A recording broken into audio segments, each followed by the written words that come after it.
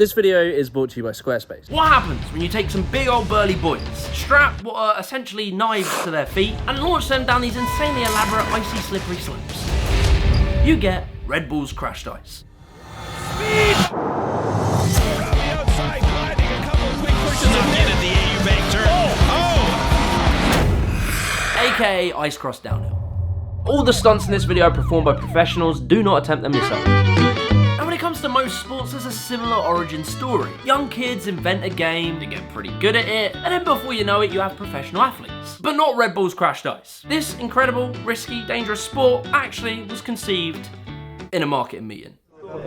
As one of the executives raised their hand and said, "Hey guys, I have a wacky idea." You know what really strikes me is the fact that most modern marketing today, brands preach at you about some big worldly issue and then slap their logo in your face. Something finally changed. Red Bull, on the other hand, has literally been out here creating sports, making these grand competitions, sponsoring athletes, and then slapping their logo in your face. In the year 2000s, Red Bull had started planning the world's first ever ice cross downhill event. A mix of ski cross, snowboard cross, and aggressive inline skating. And after the marketing team, I assume, finished watching Cool Runnings, The rhythm, feel the rhyme, get on up, it's bobsled time, Cool Runnings! they decided to test their brand new idea out at a bobsled track. And as these skaters were flying down the slopes, slipping, sliding, and trying not to land on their face, the executives turned to one another and said, "Boys, we've got a banger." So plans went ahead for their first ever event in 2001 in Stockholm, Sweden, in the grand venue of a local fish market, which I can only imagine smelt wonderful. And so they created this 300-meter long course with fast turns, challenging obstacles, and big jumps. And as they finished construction on this insane course, they very quickly realized that there was a problem. Who was going to be the first person to try out this damn thing? Because not only did they need someone who was crazy enough to try this thing first, but that person needed to be very good at ice skating. And so they went to the obvious place and headed to an ice hockey rink. The person from Red Bull walked over and knocked on the Perspex glass and said, "Buddy, we got some gnarly hucks over here, eh? Come join us." Cheers for that, Ryan. I can't really do a Canadian accent. And so they assembled this crazy team of individuals who were willing to give this thing a go. And they immediately got thrown in the deep end. These guys had to not only learn this intricate course of twists and turns, but also they needed to learn the sport, because this had never been done before. Then it will be 3? No, it will be 4. No, three. Before we go any further, I want to give a massive shout out to today's sponsor, Squarespace. Squarespace is the ultimate platform for building and developing your own website. These days, a website is just as important as the product itself. If your website is ugly and clunky, people aren't going to trust the thing that you're selling. But Squarespace makes making a website easy. With so many different templates for you to choose from, you can customize them to suit what you do perfectly. Every time I've needed to make a website myself, I've always used Squarespace. With built-in applications like email marketing, members-only content, and e-commerce, Squarespace handles all the technical sides so you can focus on what you're good at, selling. So be sure to check out squarespace.com/Jimmy the Giant. And to get 10% off your first purchase of a website or a domain, use the code Jimmy the Giant. Anyway, back to the video. The rules are relatively simple. There's a 5-second countdown, the buzzer goes and you're away. Races are usually somewhere between 40 to 50 seconds and whoever gets to the finish line first wins. But one thing is quite different about Red Bull's crashed ice, and that is that it's kind of a contact sport. You know, if you're racing around and someone gets a little bit close to you, you can give them a little bump. But when I say a little bump, there are some pretty dirty tackles that happen in Red Bull's crashed ice. I mean, it's not like you can literally punch someone in the face, although that has happened. Eric Coach Emilio of both. Oh, and we got a bit of an issue at the finish line here. But as long as you're not trying to deliberately knock them over or off course, you are technically allowed to do it. And so with that in mind, this group of blokes lined up, ready to be launched into the abyss. They were sent out one at a time, like soldiers on the front line of battle. After many slams and wipeouts, we were left with the chosen few ready to enter the main event. Jasper Felder gets away cleanly and first, but as they climb the bank of The first round takes place and they launch out the gate. After these fast-paced twists and turns, Jasper takes the win. In the second race, the boy clips his foot and gets thrown around like a t-shirt in a tumble dryer, and Solomonson ends up taking the win very gracefully. More and more races would go on until we got to the final, with Jasper Felder, Stefan Rimmer, and Krista Linder. Swedish final. Jasper Felder in the middle, Stefan Rimmer on the right, and Krista Linder on the left. As the race began and this audience watched this super tight race, one man would come out victorious, Jasper Felder. No one's happier than this US-born hockey player right now. Jasper would go on to be an early icon of the sport of ice cross downhill, winning not only 1, nor 2, but 6 consecutive Red Bull Crashed Ice events. And what's funny is that this event was just meant to be a one-off marketing stunt, you know, so Red Bull can sell some cans and dip. But the event was so well received, like it was super successful from the get-go, and so they came back the next year, and the next, and the next. By 2003 to 2004, the interest in this sport was growing, attracting many fans, and events started to happen all around the world. In Klagenfurt, Austria, Duluth, Minnesota, Prague, and Quebec City. The disaster struck in 2006 as Jasper Felder got knocked off the top spot.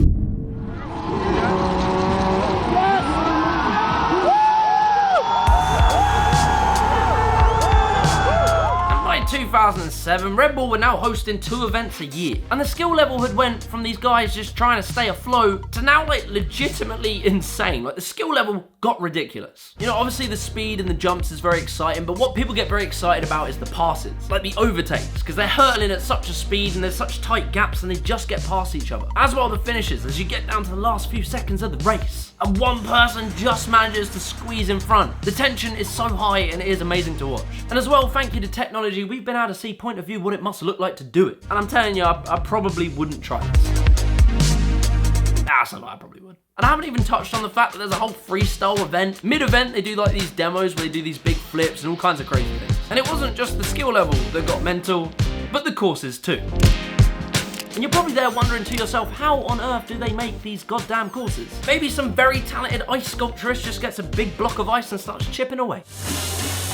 Well, let's take the Edmonton track, for example. This track took 5 weeks to make. 150 people, 600,000 pounds of scaffolding, and a couple of people with clipboards. This team basically assembles like this skate park looking thing. It looks like something you'd see in Skate 3. Personally, I'm very gutted that I've never seen anyone skateboard on this course. That would be amazing. So after they built the ramps, they then cover it in this mat that has these pipes down. They then run 36,000 litres of coolant through those pipes, sprinkle it with a little bit of water, and hey presto, you've got yourself a Red Bull Crashed Ice course. Honestly, it's a pretty incredible feat of engineering, nearly as impressive as the IKEA bed that I assembled.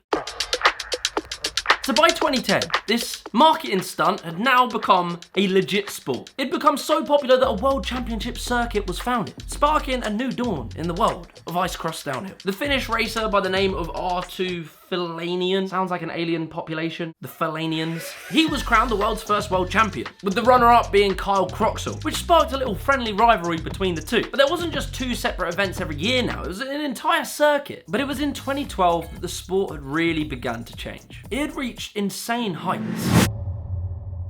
The final that was held in Quebec saw 100,000 people in the audience watching. In the same year, a video game was even created called Crashed Ice Connect. And imagine being on that team of people who came up with this idea back in 2000. Now seeing this sport take on a life of its own. In 2015, it got so big that they needed like a regulatory body. In 2015, a women's event had started, Junior League in 2016. More and more people from different backgrounds wanted to get into this thing, and it kept growing up until around about 2019, where Red Bull would make what I would consider a weird decision.